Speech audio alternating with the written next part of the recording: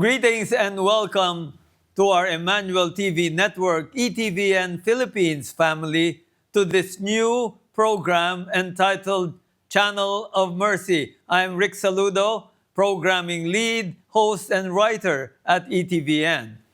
And we are launching this new series in order to anchor a sub-channel in the ETVN channel in YouTube and Facebook, a sub-channel that will bring together all manner of content that is focusing on the Divine Mercy devotion, and more than that, expounding on and depicting the mercy of God in our lives, in our faith, in our nation, our world, and in the history of humanity.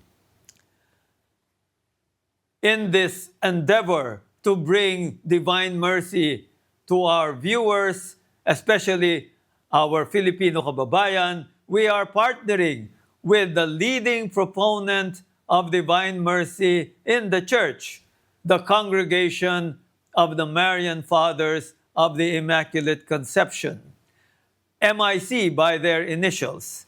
And we'll tell you more later about this group. MIC is best known for their very popular online preachers, Father Chris Aylar, who has been featured in ETVN, also Father Don Calloway, and Father Michael Gately. And they are also known for their books, which are well-read and dog-eared by devotees of divine mercy and of our faith. We are fortunate in this undertaking and in this particular show to have an MIC priest and a Filipino at that joining us in these discussions of the Divine Mercy Channel of Mercy. I will introduce you to him later, and we are really very thankful for the collaboration with MIC, which will also include videos of MIC itself that will be subtitled in Filipino for our Philippine audience. May I now introduce to you and very happily welcome Father James Cervantes, who is a Filipino born and raised in Los Angeles by a Parañaque-born father and a mother from Batangas. Maligayang bati and welcome to the Channel of Mercy opening episode, Father James Cervantes. And maybe say hello to our viewers and tell them, especially about how many years you've been here and what you've been doing in the Philippines. So thank you, Rick. Happy to be here. I've been here since 2011. Mm-hmm. My first year, I was ordained that year. I've been working at the Shrine of Divine Mercy in El Salvador, also close to Cagayan de Oro, Mindanao, at the Shrine of Divine Mercy there. Just celebrating Mass, hearing confessions, giving retreats for the pilgrims who attend the shrine. I was working there for a number of years, and then I was transferred to Davao, where I was the formator of the postulants, and then also helping in the parishes around Tukbok. So I enjoyed working in both places, and now I'm currently assigned in Quezon City. I am the superior of the House of Formation, as well as the director of the Association of Marian Helpers. Now, Father, the Marian congregation, your MIC congregation, tell us more about it and how it particularly became a leading proponent of the Divine Mercy worldwide. So the Marians were founded in 1670 by St. Stanislaus Papczynski. He founded the congregation. This is in Poland. Yes, in Poland. He founded the congregation under the title of Marians of the Immaculate Conception. So the primary charism is to promote devotion and honor to the Immaculate Conception. St. Stanislaus also received a vision of the souls in purgatory. He saw a sea of people suffering in purgatory.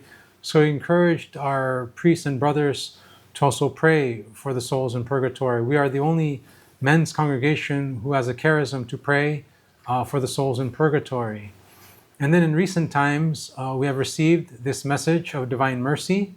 And so we are the official promoters of divine mercy around the world. Pope John Paul II told our congregation, be apostles of divine mercy. Excellent. And we'll talk about divine mercy further, but I will note that, of course, you celebrated recently the Immaculate Conception, so, which is a central part also of your charism. And when you mentioned the souls in purgatory, I'm reminded of Our Lady of Fatima showing the children a vision of hell. So Father Joseph the founder, your founder, was able to see purgatory. Now, turning to the divine mercy, how did that become part of your charism as a group? So in 1941, Father Joseph Yoshembowski, a Marian priest working in Poland, he had plans to go to the U.S. He received a copy of the diary of St. Faustina, and he was asked to bring this to the U.S. to print and promote and distribute this message of divine mercy. He wasn't sure what he had actually received. So he had to pass through parts of Europe, and he was afraid that he would be arrested, maybe confiscated, these documents. And so he really prayed to the Lord, if I make it to the U.S., I will print and publish and promote what I have received. So by the grace of God, he made it safely to the U.S. in Washington, D.C., and then they started to print and publish the Diary of St. Faustina. In English. In English, yes. yes. Now, I will recall that, of course, at that time, 1941, that was at the height of the Second World War. During that time, in fact, since 1939, Poland had been under Nazi occupation, partly Nazi occupation, and partly Soviet or communist Russia occupation. The country was split. So it was quite a dangerous enterprise for a priest to go from Poland across Europe and then eventually to the United States. At that time also, the Atlantic was infested by German U-boats or submarines that were trying to interdict shipping from across the Atlantic, bringing military supplies to the Allied forces in Europe. So quite a dangerous time, and it truly was an act of divine mercy for Father Joseph to make it to the United States. Of course, because surely our Lord wanted that diary to be propagated. Now, going to yourself, you have, of course, become a priest. Now, tell us about your vocation. How did you go from, a kid, a Filipino kid Phil-Am kid in Los Angeles to your vocation that eventually brought you here to the Philippines? So growing up, I really didn't grow up Catholic. My parents, although they were Catholic, we weren't going to church much. I didn't receive the sacraments until later in age. It was only until my brother got sick, he had cancer at the age of 15, we started going to church more often. It brought us back to the faith. It was kind of like a conversion for the family. And then we started to pray the rosary together as a family, Divine Mercy Chaplet as a family.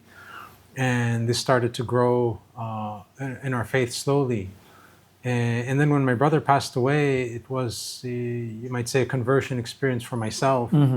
I had a deep hunger for God. I had a desire to go to heaven, a desire to know more about our Catholic faith. And slowly, as I grew in my faith, the vocation to the priesthood became something very attractive. So when I decided that I wanted to pursue this calling in my heart, I started to pray, and I visited a church up north. And Father Don Calloway happened to be celebrating the Mass Uh-huh, that morning. uh-huh. And I prayed a quiet prayer to the Lord. Lord, are you leading me to the Marians? And then I exchanged, pleasantries with Father Don after the Mass. I told him I was discerning a vocation, but we didn't even exchange phone numbers or Oh, anything. I see. But only until maybe a month later, a friend, a catechist, he gave me a DVD, Uh-huh. and he told me to watch this. He said, "Watch it, tell me what you think." On the cover, I recognized I met this priest Father a Don. month ago, Father Yeah. Don. So it was his conversion story. Uh-huh. After the conversion story, I watched it. There was the information about the Marians, to contact them. So I contacted them. He responded. And then things started to fall into place. And then I was on my way to join the Marians after that. You mentioned your family. How many were you children in the family? So it was just my brother and I. Also, just two of you. Just my Okay. younger brother. Yeah, so small family. Yes, yes. And you mentioned out before this show, he was with cancer for 5 years. Yes. Rather painful cancer started in the bone and spread to the other organs. Just before we leave the story of your family, tell us more about how God's mercy, and particularly the divine mercy, was with you and helped carry your brother and your family through that ordeal.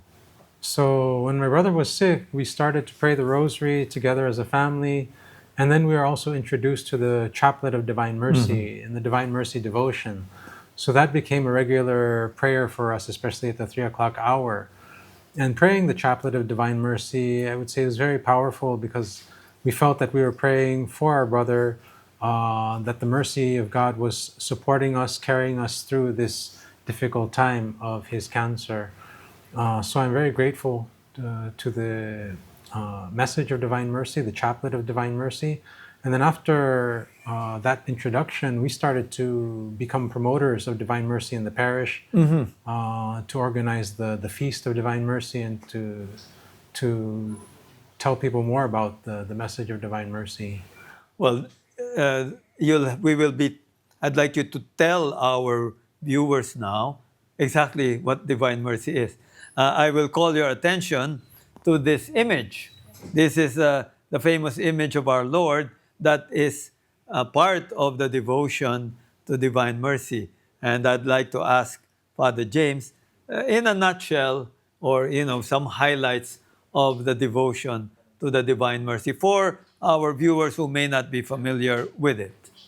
So the Divine Mercy message and devotion, as we popularly know now with this image, came to us from Jesus through Saint Faustina. In the 1920s and 30s, Jesus started to appear to Saint Faustina and to give and to share with her this message of divine mercy. Jesus wanted a feast celebrated, the chaplet, an image painted, a novena, and the chaplet to be prayed at the hour of divine mercy, the 3 o'clock hour. So Saint Faustina started to write in her diary the words that she received from Jesus regarding the message of divine mercy. And well, that became the source of the devotion, but at the same time, I understand this devotion was initially kind of not well promoted, and in fact may have been suppressed. Now we're going to talk about that in a while, but before we take a break, may I mention that our founder of ETVN actually did a film on Saint Faustina entitled Divine Mercy in the Life of Saint Faustina, who is a Polish nun in the 1930s. And if you want to watch it online for free, the link is running below this video. So please take a picture and go to that link after the show. We'll just take a break for now.